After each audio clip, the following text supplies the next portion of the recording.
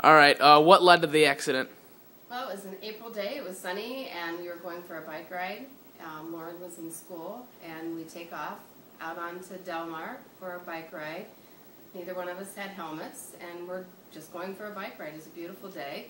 We're coming to Alcott Hill, and I thought, you know what? I don't think he's an experienced bike rider. I should probably have him walk the bike down. And I thought, oh, no, come on, we can just do it. So we headed down the hill, and he started going super fast, and I'm screaming, Hunter, brake, brake, brake. Well, he broke all right, and then flipped over the top of the handlebars, landing on his head. And I saw it all happen, and I knew he wasn't right. So then I got off my bike, ran to him, and he was delirious. He was conscious, but he was delirious. Was there a bunch of blood? No blood. No and blood. That's the one thing that I learned with a head accident. You want to see blood. You want to see a goose egg. You want to see the blood. Because what happened is he was bleeding internally, inside. So I got to him, and I pulled him off to the side of the road, and there was a car full of teenage boys that came by, and they said, oh, can we help you? And I'm like, no, we're fine, we're fine. And I could tell then in the next few minutes that we weren't fine. So I'm thinking, what the heck am I going to do? You might want to delete that. That's fine. And then a cop came, and it was Jay, our neighbor. And he stopped, and he helped us, and he said, should I call an ambulance? And I said, you know what, you might want to. Because once again, I saw his head hit the pavement. Yeah. And it was hard. So the ambulance comes. They put him in the back. I got in. Another officer came, took our bikes back to our house, and off to St. Margaret's we went. Got to St. Margaret's, checked him in, and took a little bit of time, but the nurses thought, oh, it's just a concussion. We'll keep him for overnight observation, and that'll be it. Did you stay at the hospital? How long did you stay? We were there probably a half hour, 45 minutes before, they started running the CAT scan. And then I remember sitting in the room, and by this time Rich had came in. I called him, and in walks the doctor, and I immediately knew something was not right. Yeah.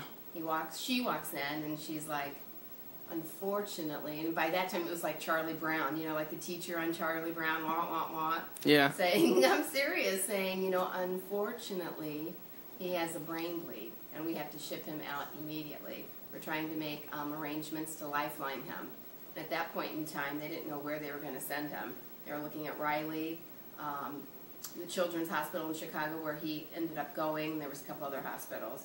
But that period of time that they were deciding, making the plans where he was going to go, seemed to be an eternity. That was what was hell, really, truly.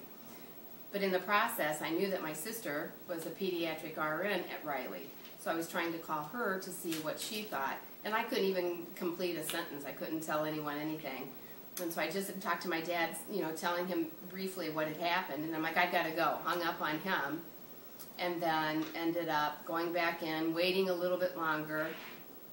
That seemed like it took all day, really. But they decided to lifeline him. They were sending a helicopter from Children's Hospital to pick him up and flying him to the hospital there. So they did that. And in the meantime, I raced home real quick, packed a bag, met Rich at the hospital. I should probably interview Rich because he saw him flying off. Yeah. And then Rich and I had to drive up. There wasn't room. He had a team of medics, nurses, so there wasn't any room in the helicopter. So we drove up to Children's. When we arrived, walked in the emergency room, there were a team of doctors. I mean a team, like 10 doctors that came and surrounded us and said, oh, Buchanan's right this way. So when I saw Hunter in the emergency room, he was definitely, he just wasn't coherent. He wasn't speaking. He was just laying there. And so I was trying to talk to him, but he wasn't responding. And the doctor said to me, he's in the right place. The problem with this is diagnosing it.